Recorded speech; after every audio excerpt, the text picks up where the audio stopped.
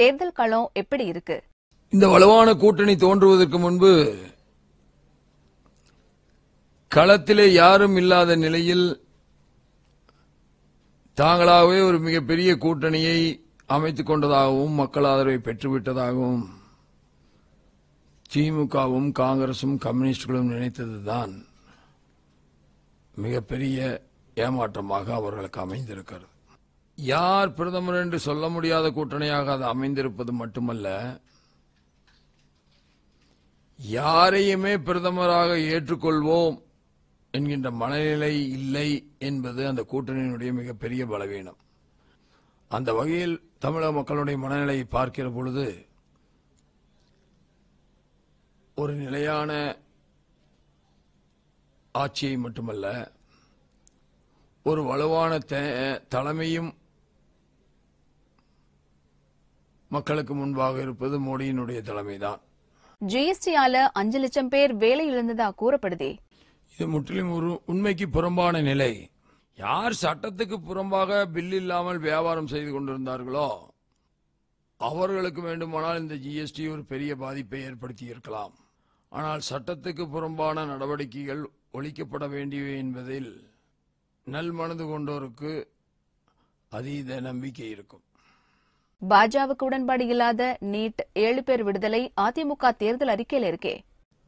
தேசத்தின் நன்மை என்று வருகிற பொழுது எதை வேண்டுமானாலும் விட்டுக் கொடுப்பதற்கு பாரதிய ஜனதா கட்சி தயாராக இருக்கிறது. இன்றைக்கு அதே அனைத்து இந்திய அண்ணா திராவிட முன்னேற்ற கழகத்தினுடைய தேர்தல் அறிக்கையில் கோதாவரியை காவிரியோடு இணைத்திடுவோம், அதற்கு மத்திய அரசை வலியுறுத்துவோம் என்று வருகின்ற வரிகள் தங்க தகட்டில் வைரக்கற்களால் பொறிக்கப்பட வேண்டியவை என்பது ஒவ்வொரு தமிழனுடைய உணர்வாக இருக்கிறது. நிச்சயமாக இதுபோன்ற ஒரு பெரிய கூட்டணி வெற்றி பெறுகிற பொழுது மத்திய அரசின் நிதியுதவியோடு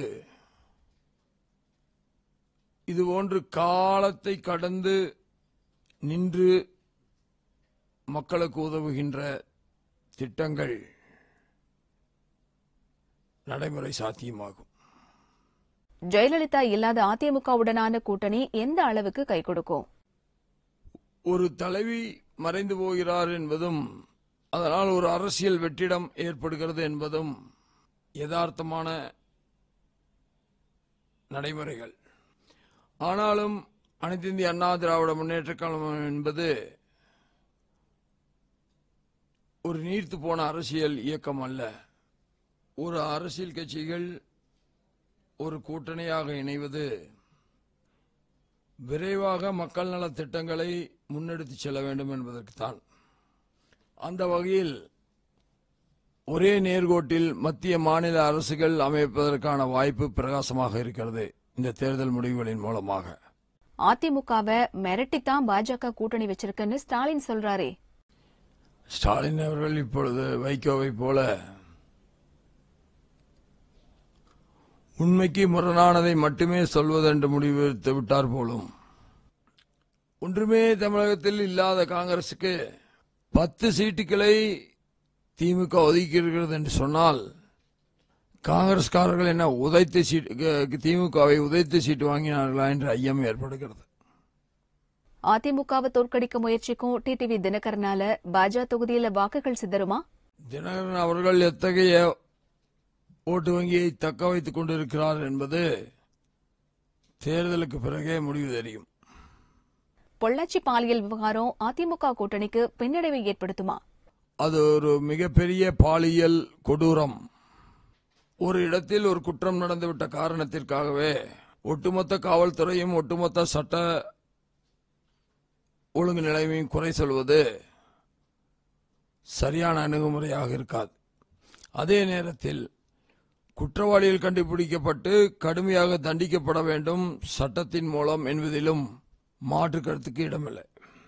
ஒரு குறிப்பிட்ட நிகழ்வை மட்டும் வைத்து வாக்களிப்பார்கள் என்று நான் கருதவில்லை. தமிழக அரசோட 2000 ரூபாய் திட்டம், பாஜகவோட 6000 ரூபாய் திட்டம் தேர்தல் திட்டங்களா? அப்படியல்ல. கடுமையான சூழ்நிலைகள் என்று மத்திய மாநில அரசுகள் கருதுகிற பொழுது ரொக்கச் சலுகை என்பது தவிர்க்க இயலாதலாய் போய்விடுகிறது. புல்வாமா தாக்குதலை பாஜக அரசியலாக்குறதா எதிர்க்கட்சிகள் சாடுறாங்களே. 1971 தேர்தலில் இந்திரா காந்தி அம்மையார் ஒரு படத்தை வெளியிட்டார்கள்.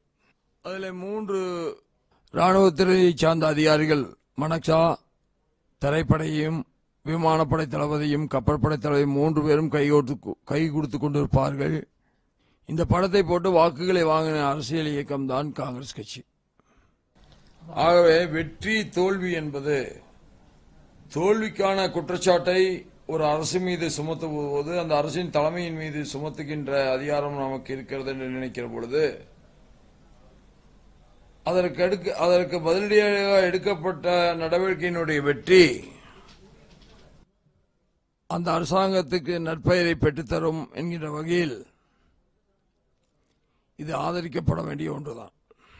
மக்கள் எளிதா அணுக முடியாத இடத்துல நீங்க இருக்கிறதா எதிர்க்கட்சிகள் பிரச்சாரம் செய்யறாங்களே. இந்திய பாராளுமன்ற உறுப்பினர்களிலேயே மிக அதிகமாக பிரதமருடைய நிதியிலே இருந்து இறுதி அறுவை சிகிச்சைக்கு அந்த 6 ஆண்டு காலத்தில் பெற்றுத் தந்தவன் நான்.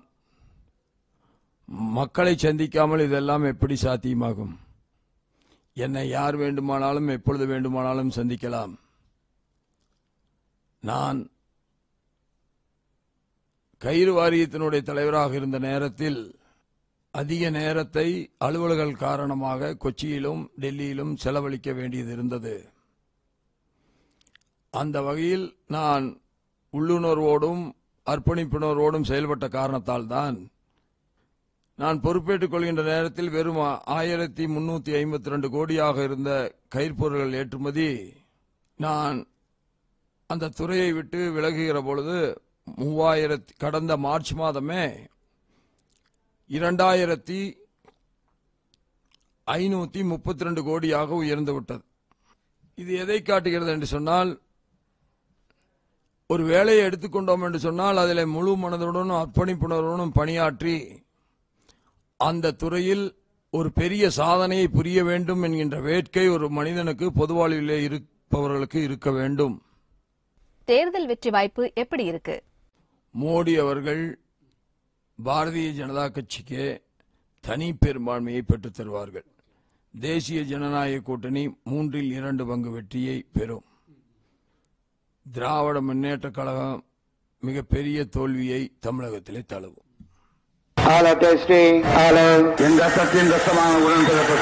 என் உயிரினும் மேலான அன்பு உடன்பிறப்புகளே, செய்வீர்களா?